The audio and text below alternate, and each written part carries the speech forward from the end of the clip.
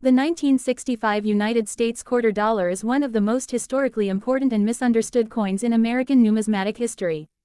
At first glance, it looks like an ordinary Washington quarter, but in reality, it represents a dramatic turning point in the monetary system of the United States. This was the very first year when America officially removed silver from its circulating quarters, ending an era that had lasted for more than 170 years. Before 1965, every U.S. quarter contained real silver, but rising silver prices forced the government to make a bold and controversial decision that shocked collectors and citizens alike. The obverse of the 1965 quarter features the powerful and timeless portrait of George Washington, designed by John Flanagan. Washington's strong profile faces left, symbolizing leadership, strength, and stability. Above his head is the word, liberty, a word deeply rooted in American identity and freedom, while the motto, "In God We Trust," appears to the left of his neck. Below the portrait sits the date, 1965, which quietly marks the beginning of a completely new chapter in U.S. coinage. Although many people casually refer to it as a Liberty quarter, the official design is the Washington quarter, yet liberty remains a dominant theme.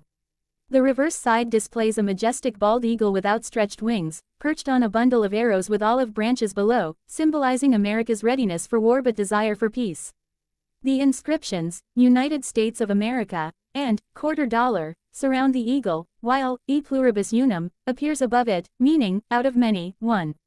This classic reverse design had been used since 1932, making the 1965 quarter visually similar to earlier silver quarters, which caused massive confusion at the time.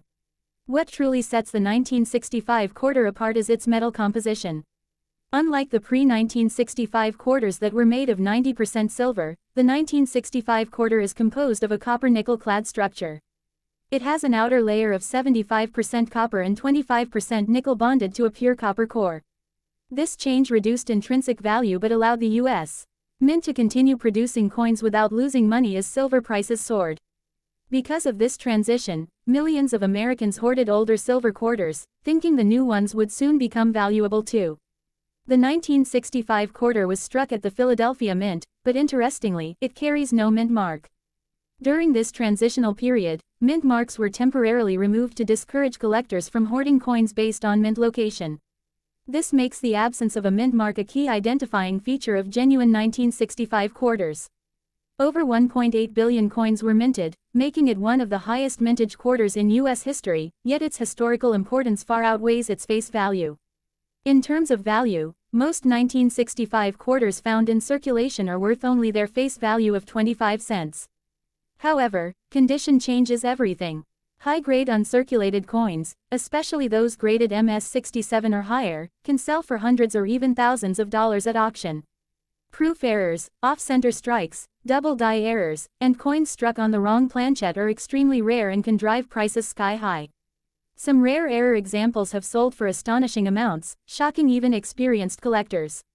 Another fascinating aspect is the widespread myth surrounding 1965 silver quarters. Many people believe that some 1965 quarters were accidentally struck on leftover silver planchettes. While a few mysterious examples have surfaced, they are extraordinarily rare and require professional authentication.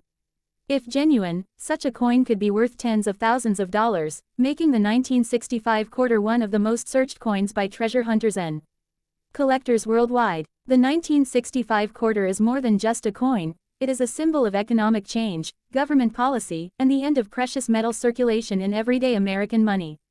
It tells a story of inflation, rising metal prices, and a nation adapting to modern financial realities. For collectors, it serves as a reminder that even common-looking coins can carry extraordinary history hidden in plain sight. Today, the 1965 Washington quarter stands as a milestone coin, not rare by numbers, but rare in significance. It marks the exact moment when U.S. coinage shifted from intrinsic value to trust-based value. That is why collectors still examine these quarters closely, hoping to discover an error, a rare strike, or a piece of history that slipped through the cracks.